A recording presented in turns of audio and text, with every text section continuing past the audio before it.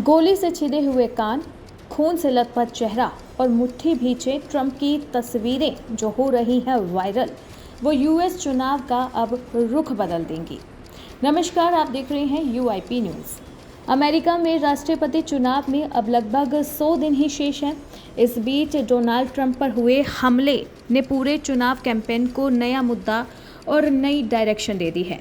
Trump की Republican party ने Biden प्रशासन पर सुरक्षा के मोर्चे पर फेल होने का इल्जाम लगाया है। साथ ही बाइडेन के चुनाव कैंपेन में उकसावे वाली भाषा का आरोप लगाते हुए इसे ट्रंप पर हुए हमले से जोड़ दिया है। आइए जानते हैं आज के अमेरिका में राजनीतिक हिंसा का इतिहास क्या रहा है। क्या ये पहला मामला था? ये इससे पहले भी हो चुका है और इसी के साथ कौन कौन से नेता हिंसा का निशान बने हैं, आज के इस रिपोर्ट में आपको डिटेल में बताएंगे। बीते हादसे की बात करें तो तारीख थी 13 जुलाई 2024।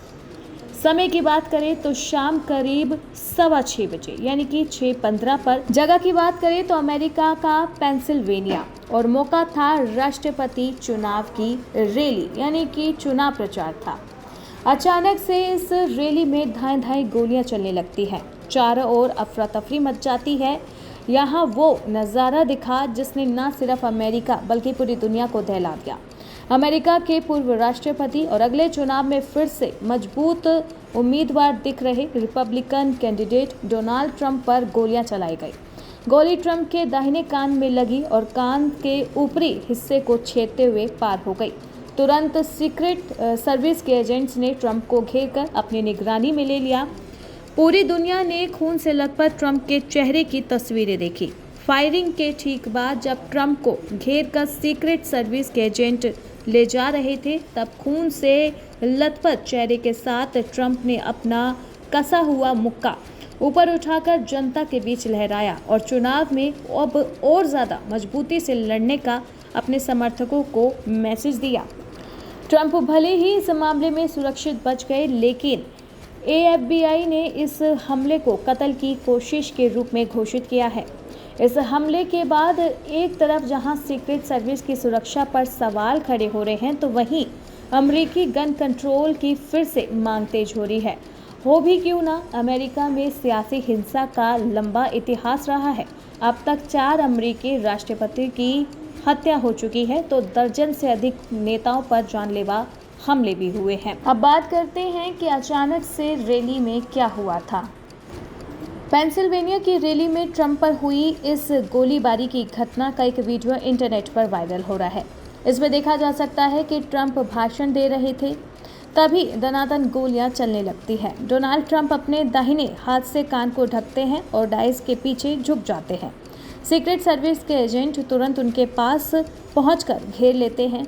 ट्रंप डायस के पीछे से उठते हैं और रैली में आए लोगों की ओर मुट्ठी भींचकर साहस का संदेश देते हैं। उनका दाहिना कान और चेहरा खून से लथपथ नजर आ रहा है। यूएस सीक्रेट सर्विस के प्रवक्ता के अनुसार ये घटना स्थानीय समय के अनुसार शाम करीब 6:15 बजे हुई, जब शूटर ने रैली स्थल के बाहर एक ऊंचे स्थान से मंच की ओर कई गोलियां चलाई। यूएस सीक्रेट सर्विस के एजेंट ने हमलावर को मार गिराया। पूर्व राष्ट्रपति ट्रंप सुरक्षित बच पाए। इस बात पर अब बता दें कि ट्रंप ने भी अपनी जो रिएक्शन है वो दे दिया है। उन्होंने कहा, मुझे एक गोली मारी गई जो मेरे दाहिने कान के ऊपरी हिस्से को छेदती हुई निकल गई। मुझे तुरंत पता चल गया कि कुछ गड़बड़ है। मैंने एक घरघराहट की आवाज़ सुनी, गोली चली और तुरंत महसूस हुआ कि गोली मेरी स्किन को चीर कर चली गई है। बहुत खून बह रहा था। तब मुझे लगा ये क्या हो रहा है।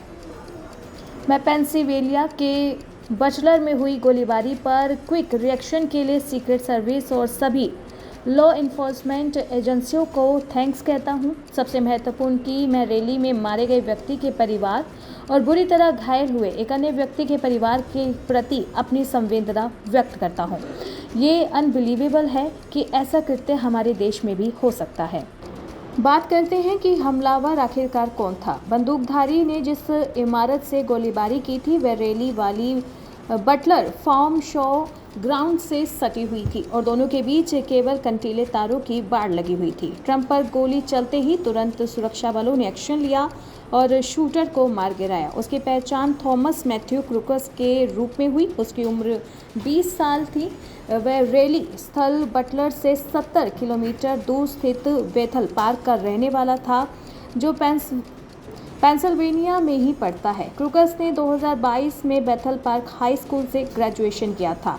अमेरिकी वोटर डेटाबेस के अनुसार उसने खुद का रजिस्ट्रेशन रिपब्लिकन वोटर के रूप में कराया हुआ था। रिपब्लिकन पार्टी से ही ट्रंप राष्ट्रपति पद के उम्मीदवार है। उसने ट्रंप पर हमले को अंजाम क्यों दिया, उसका मकसद अभी भी साफ नहीं हो पाया है। घटनास्थल से एक AR-15 सेमी ऑटोमेटिक राइफल भी बरामद हुई है।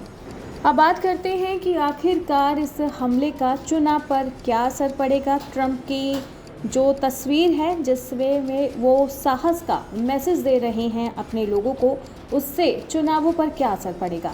नवंबर में होने वाले अमेरिकी राष्ट्रपति चुनाव में अब बस 100 दिन का ही समय बच गया है।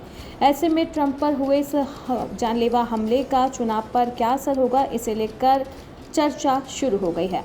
इस हमले ने अमेरिका में सुरक्षा व्यवस्था को लेकर बड़े सवाल खड़े कर दिए हैं। इसके साथ ही सीक्रेट सर्विस की सिक्योरिटी व्यवस्था पर भी सवाल खड़े होने शुरू हो गए हैं कि आखिर ट्रंप जैसे अहम नेता के सभा स्थल के 200 मीटर के अंदर की इमारत कैसे सुरक्षा एजेंसियों के दायरे में नहीं आई और एक बंदूकधारी आराम से छत पर आकर सीधे ट्रंप पर निशाना साध सका।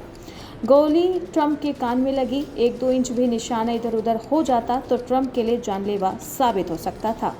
अब ये मुद्दा चुनाव कैंपेन को नई दिशा दे सकता है। बाइडेन की उम्मीदवारी को लेकर घिरे डेमोक्रेट प्रशासन के ऊपर ये हमला सवालों को और तीखा कर सकता है। विपक्षी नेता ने सवाल उठाया कि जब इतना अहम नेता अमेरिका में सुरक्षित नहीं तो फिर कौन सुरक्षित है। हमले के तुरंत बाद खून से लथपथ चेहरे वाली ट्रंप की तस्वीर को बेटे एरिक ट्रंप ने सोशल मीडिया पर पोस्ट किया और लिखा, "this is the fighter America needs". हमले के थोड़ी देर बाद डोनाल्ड ट्रंप खुद टीवी पर आए और उन्होंने कहा, अमेरिका में इस तरीके की राजनीतिक हिंसा के लिए कोई जगह नहीं है। ट्रंप ने कहा कि वे अपनी पार्टी रिपब्लिकन पार्टी के नेताओं की सुरक्षा को लेकर चिंतित है। इस हमले का असर बाइडेन पक्ष के चुनाव प्रचार पर भी दिखने लगा है।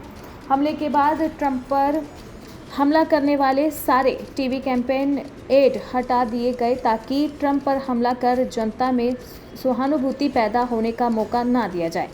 बराक ओबामा, जॉर्ज बुश और बिल क्लिंटन और जिमी कार्टर जैसे नेताओं ने एक सुर में ट्रंप पर हुए हमले की निंदा की, लेकिन विपक्ष के कई नेताओं ने इस हिंसा के लिए बाइडेन को सीधे निशाने पर लिया। सीनेटर जेडी वॉन्स, जिन्हें कि ट्रंप के जीतने की स्थिति में उपराष्ट्रपति उम्मीदवार के रूप में देखा जा रहा है, उन्होंने आरोप लगाया कि बाइडेन की सभाओं में उकसावे के कारण ट्रंप पर इस हमले को अंजाम दिया गया। वॉन्स के अलावा बाकी रिपब्लिकन नेता भी बाइडेन प्रशासन के हमलावर रुख को ट्रंप पर हुए इस हमले से जोड़कर सोशल मीडिया पर जनता से संवाद कर रहे हैं। इस मामले में ट्रंप पक्ष को प्रचार अभियान में लचर सुरक्षा पर फोकस कर बाइडेन को घेरने का मौका दे दिया गया है। चुनाव नज़दीक है, ऐसे में अब सबकी निगाहें आगे के चुनाव कैंपेन पर टिकी हुई है, लेकिन जो डोनाल्ड ट्रंप के साथ हुआ अब कहीं ना कहीं राजनीति को नया मोड़ देगा, क्योंकि इस हमले के बाद ट्रंप के साथ लोगों का एक सिंपैथी सुर दिख रहा है, तो वहीं जो बाइडेन को लेकर बड़े सवाल उठ रहे हैं। आपका क्या कहना है इस पूरे हमले पर और आने वाली नई राजनीति और उसमें फेरबदल पर कमेंट करके ज़रूर बताएं। बाकी ऐसी ही देश और दुनिया की तमाम बड़ी खबरों के लिए आप देखते रहें UIP न्यूज़।